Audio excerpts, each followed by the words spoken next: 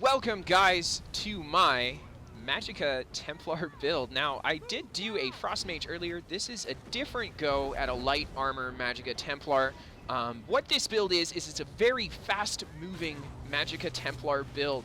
The biggest bane of the Magicka Templar is that it's very slow. So this build gets rid of the slowness on the Magiplar, and instead we put some speed on it, and we put some real sustain on it as well. So I really hope you guys like this build, and we're going to jump right into it.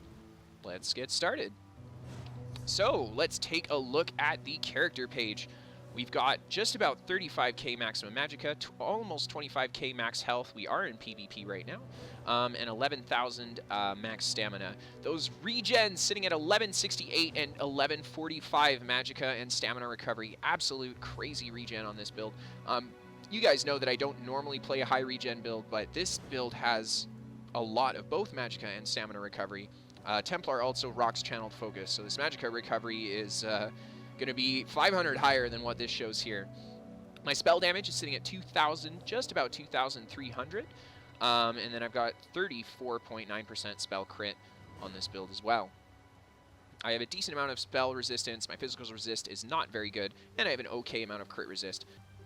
The boon that I'm running right now is the Shadow, which is wrong. I should not be running the Shadow. On this build, I'd recommend that you run the Thief, or you run the Apprentice for the spell damage. Or you could even go the Mage for the max magicka, because we are using Dampen Magic.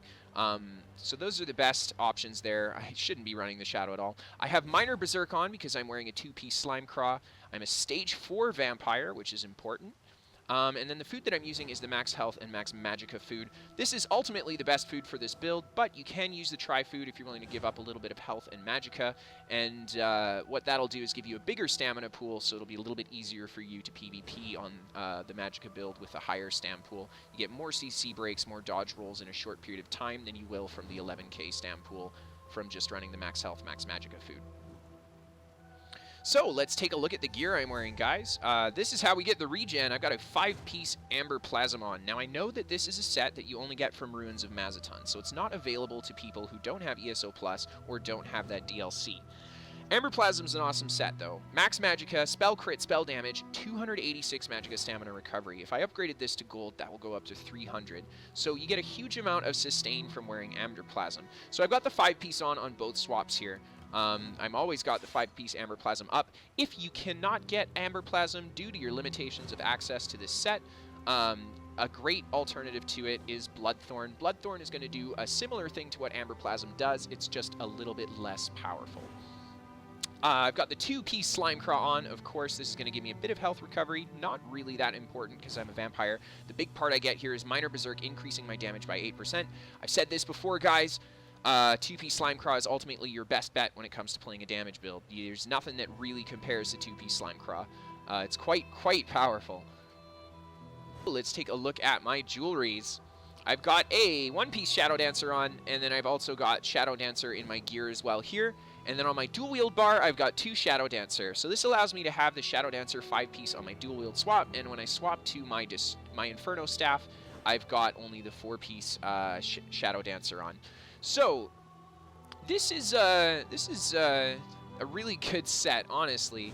You can't really go wrong with Shadow Dancer. The reason that I've got it on this build, not because it gives the max magicka spell damage, definitely a good part of it, but what it does is it reduces the movement speed, or it reduces the movement speed penalty that you take when you're in sneak. Now, that combined with the vampire passive of Darkstalker does the same thing. Now, it says it reduces the movement speed penalty when you sneak. What it actually does is it increases your movement speed when you're sneaking by 30%. So these two will actually stack with each other, allowing you to have a faster sneaking movement speed than your walking speed.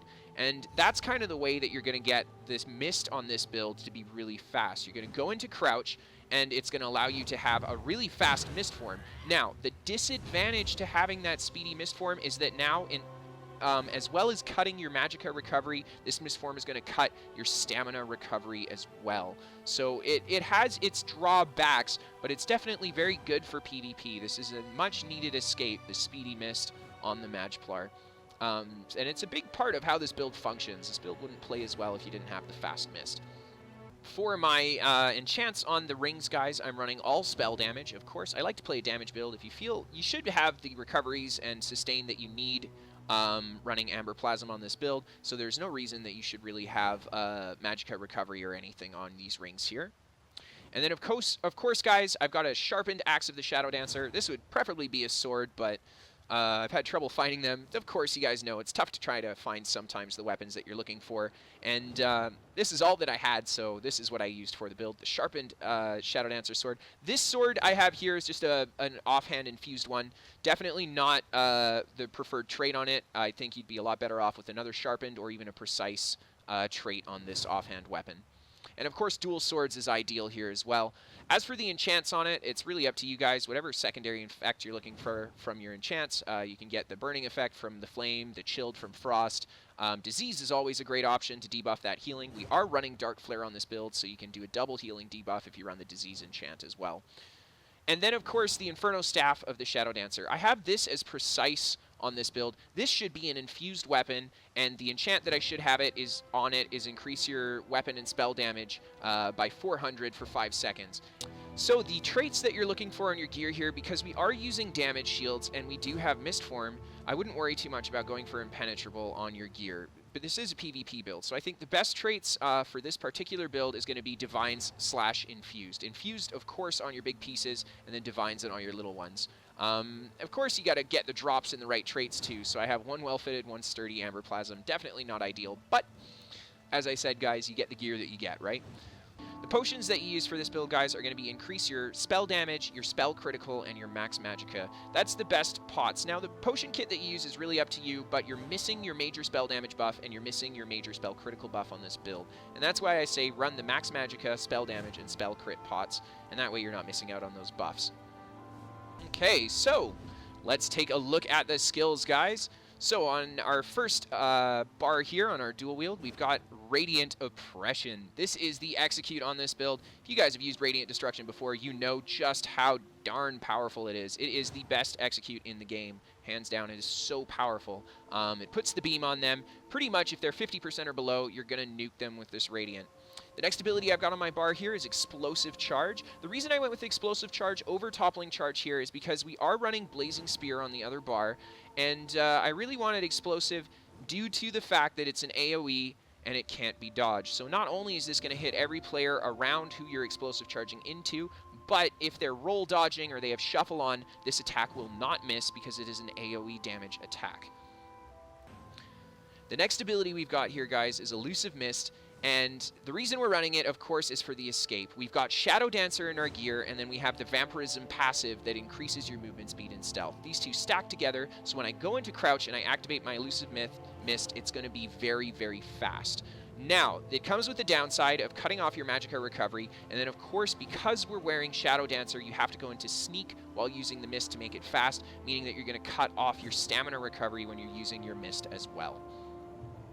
The next ability on the bar here is Honor the Dead, guys. This is just your heal. I mean, we're a Vampire Templar. We don't have a lot of health regen. This is a boss heal. When your health drops below 60%, you're going to restore 75% of what this heal costs. So definitely a fantastic heal for a Templar, no doubt. And then finally, guys, we've got Dark Flare on the bar. Dark Flare, such a powerful single target attack. The reason I threw Dark Flare on here is for the heal debuff, of course, so great for killing those tankier players, especially the Templars who keep healing themselves. And then finally, Dark Flare is an awesome sort of burst technique as well. You can do your Dark Flare, weapon swap into the Destro Staff, go for the Destro heavy attack, weapon swap back to your dual wield bar, and do the Radiant Destruction. Now, I know that combo requires a lot of swapping, but ultimately, it's the highest damage dealing you can get on that combo because we slotted the damage dealing abilities on our dual wield bar, and we're just swapping to the Destro for the heavy attack. So Dark Flare is incredible. And then finally, it grants you an Empower, meaning that your next attack after your Flare lands is going to hit harder too. Definitely not overlooked at all. And then finally, the last ability I got on here is Crescent Sweep. I went with Crescent Sweep because this build was missing like a melee range big spike attack / AoE. Crescent Sweep's got the 8k tooltip unbuffed here. Enemies in front of me will take 66% more damage than than what the tooltip suggests. So the tooltip goes up to about 13k then.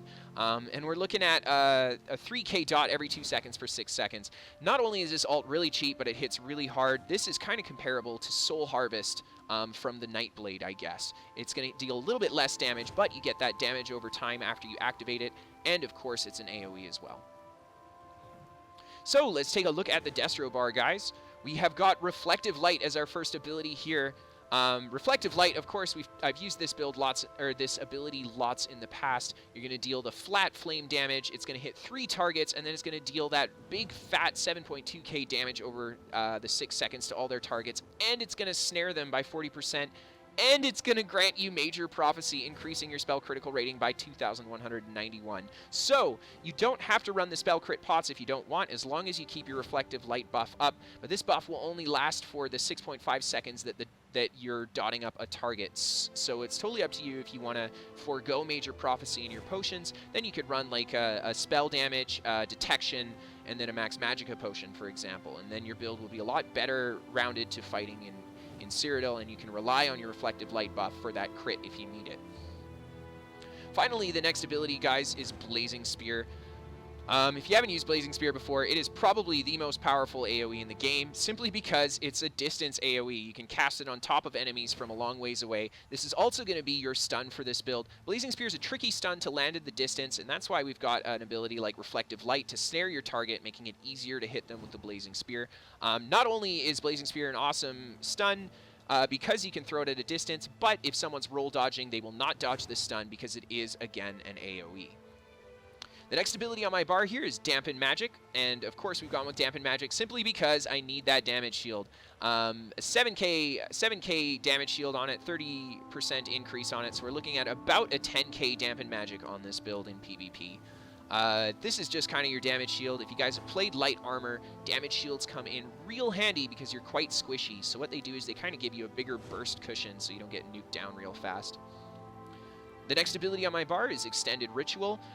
We've gone with this because it is the Templar Purge / Cleanse. It is one of the most powerful Templar abilities that Templar gets. Remove 5 harmful effects from yourself, immediately healing you and allies for 1.2k health every 2 seconds. So it gives you a heal over time. It can also allow your allies to activate the Purify synergy, allowing them to cleanse all harmful effects from themselves. So this is really great for group PvP. This is probably the best purge in the game, and no one's going to be upset if you put a lot of rituals down. They're going to love it. They'll purge all those effects from themselves. The next ability on my bar here is Channeled Focus. We've gone with Channeled Focus because I wanted to have lots and lots of sustain on this build. So this sits my Magicka recovery at about 1,700 Magicka recovery on this build. That is a lot for a Templar. It also gives you Major Ward and Major Resolve, increasing that physical and spell resist. Definitely very useful as well. And then, of course, it equates to about 500 Magicka recovery when you throw this ring down. And then, of course, this is also a really cheap ability to cast.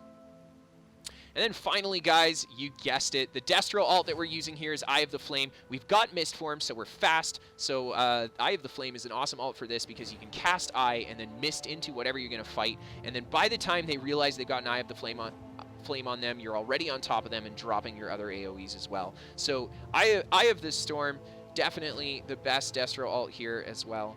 Or the best alt for your off bar, I think. All right, so let's take a look at our champion points. We're going to start in the green tree. We've got 29 in Magician, 3 in Sprinter, and 5 in Bashing Focus. Of course, in PvP, guys, you're going to Sprint, you're going to Bash, so I put a few points in here. Magician is going to be your most important place to put your points in your tower tree to reduce the cost of those spells. In the Lover Tree, I've got 28 in Mooncalf, 37 in Arcanist, and 5 in Healthy, and 5 in Tenacity. Of course, we're running Amber Plasm, guys, so I dumped a lot into Mooncalf and a lot into Arcanist to really play on that Amber Plasm set. Didn't dump much into Healthy because, well, it just wasn't needed because I am a vampire, so I don't get much health recovery. And then, of course, I've got a 5 in Tenacity, increasing the amount of Magicka and stamina of my heavy attacks restored by 2.6%. This is just good to put a few points in because you are going to use some heavy attacks while you play. If you're running Bloodthorn instead of Amber Plasm, you're going to want to invest more into Magician.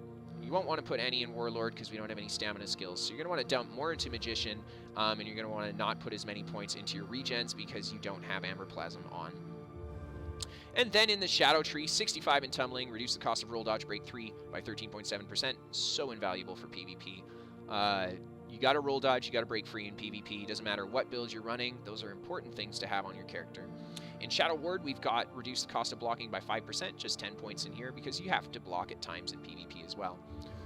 So let's take a look at our blue tree here in the Apprentice. 30 in Blessed, 30 in Elfborn, 22 in Spell Erosion, and 60 in Elemental Expert. The reason that I have the 30 in Elfborn here is because I was running the Thief Mundus. So ultimately, I think the Thief Mundus is your best bet for this build, guys. The crit comes in real handy, but spell damage, Max Magicka, definitely not a bad option as well. If you choose to go with the spell damage or Max Magicka Mundus instead, dump more points into Elemental Expert to see better returns from that. In my Atronach tree, I've got 25 in Staff Expert and 5 in Melee Weapon Expert. This is just to kind of troll with my light and heavy attacks on my dual wield bar. They can return stamina, so it can be quite useful. And then, of course, 25 in Staff Expert for that light and heavy attack off my Destro bar. And then finally, I've got 15 in Thaumaturge to increase my damage over time effects by 6.6%. Radiant Destruction, of course, counts as a dot, and so does your Reflective Light. So that's for those skills there.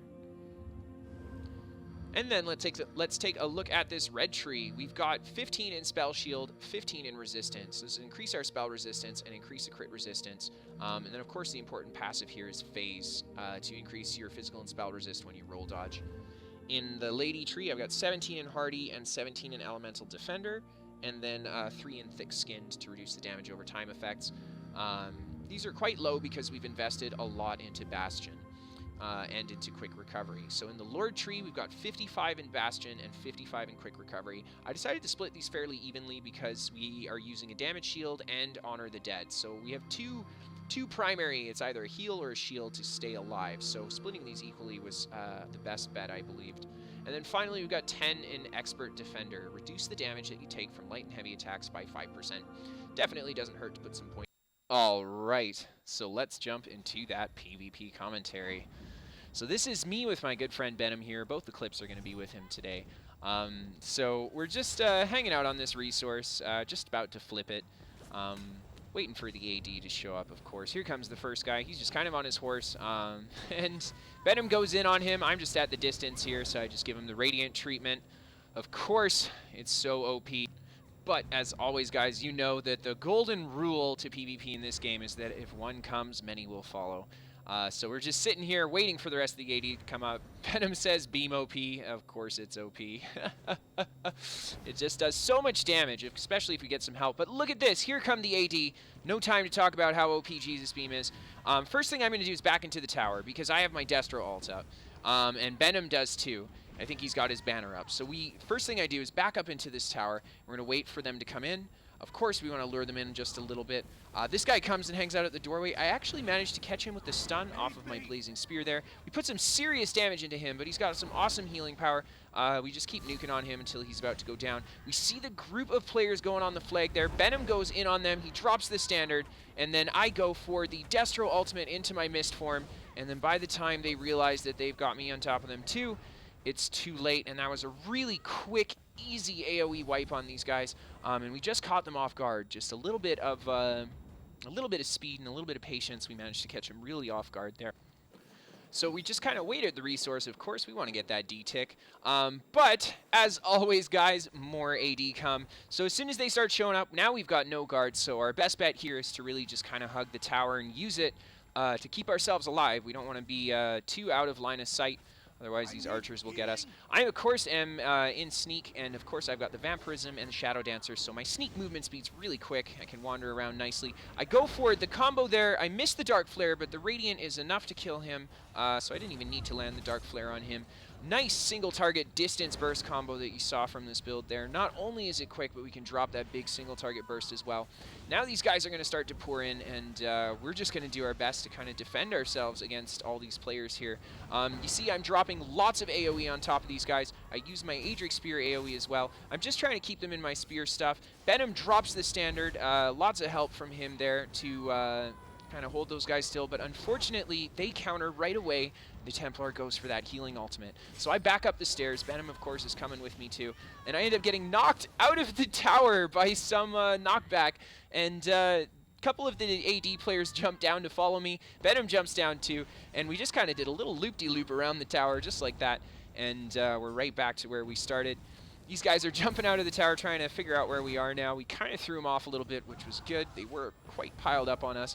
I take a really big hit there, but of course Honor the Dead doing what it needs to. I put the beam on this guy as Venom goes offensive, and we managed to just get the tick to nuke him down.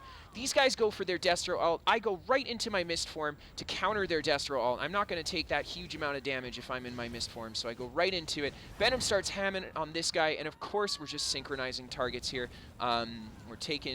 We're taking chunks out of them one at a time. I go for the Aedric Spear ult there. You see a big amount of burst damage come out of it. And then we're just left with a couple of guys to fight on the resource. And I'm just pretty much the beam here then. I just sit behind Venom. I'd let him go in front, and I drop that huge amount of nuke damage that I can on top of them when I can.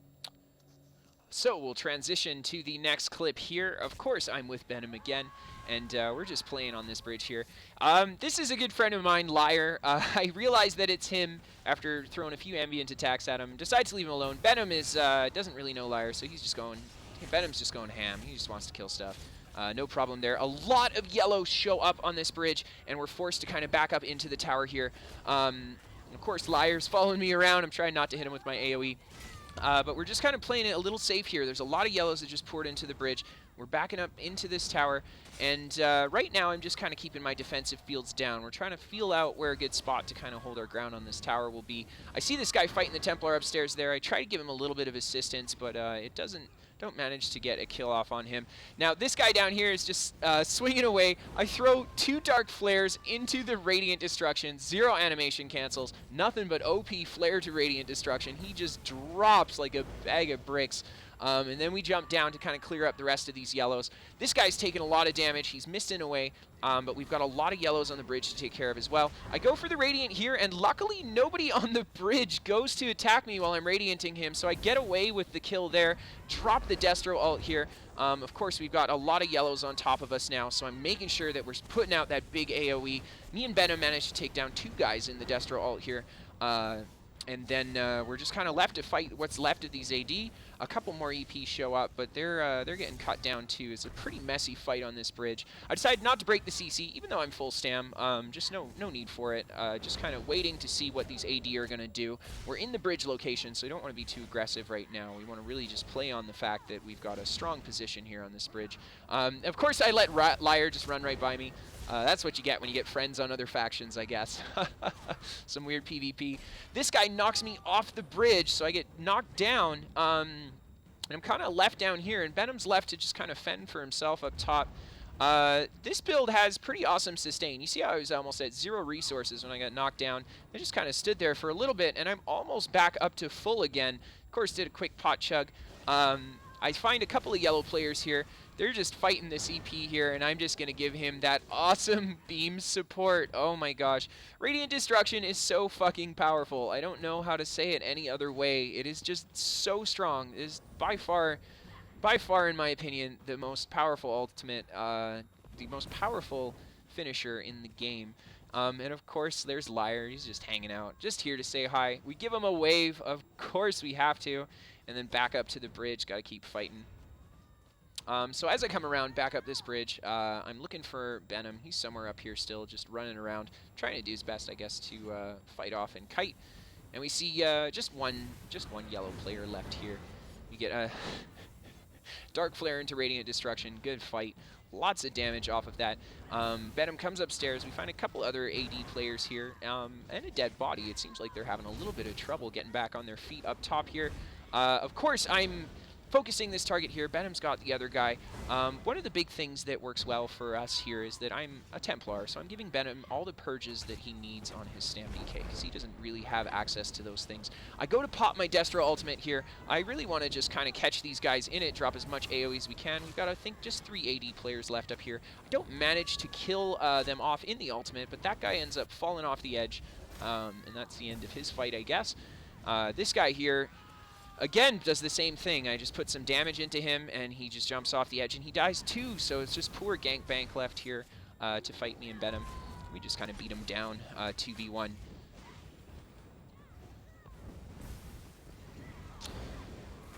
And once he finally goes down, we round the corner, and of course, AD's already on its way with reinforcements. So right back to the front lines for us. You see my Magicka bar is really low all the time. That's just kind of like, it's kind of how I play, honestly. This build has really good sustain, so I don't need a full Magicka bar to be able to engage in combat. Full Magicka bar really helps for long-term fights, but I don't really need it. You see just how powerful that distance range execute, just a Destro heavy attack into the Radiant, drops that guy so fast.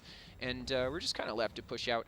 Me, Venom, and a couple other EP players just kind of working our way up this hill, doing our daily EP thing and pugging it up the hill. You see that beautiful Dark Flare, Destro heavy attack into Radiant Destruction, and that guy takes so much damage, he just explodes.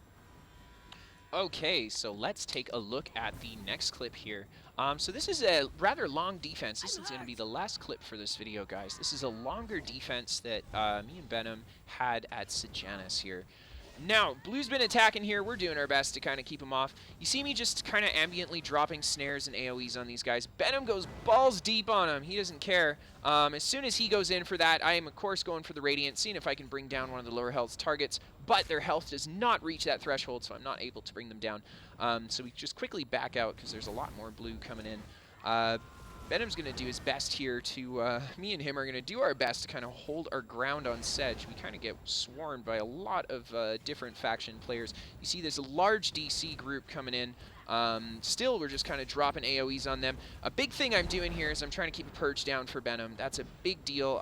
As the Magicka Templar, he's going to really benefit from it. I go into my Eye of the Storm here, but the DC Zerg, I thought they were going to push in. They end up backing off, so I ended up prematurely kind of wasting my ultimate there. Didn't really get any fruition out of it. DC kind of balls up.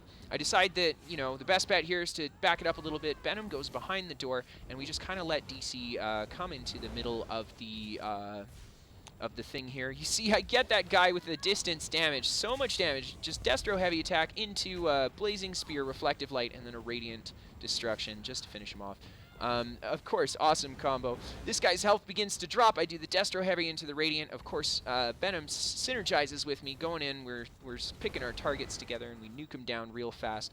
One of the big things that this build really gets is it's got the mobility, but it's really got that distance single target damage. It's got a lot of distant damage. You can really play the caster on this build and really play a kitey caster as well on top of it.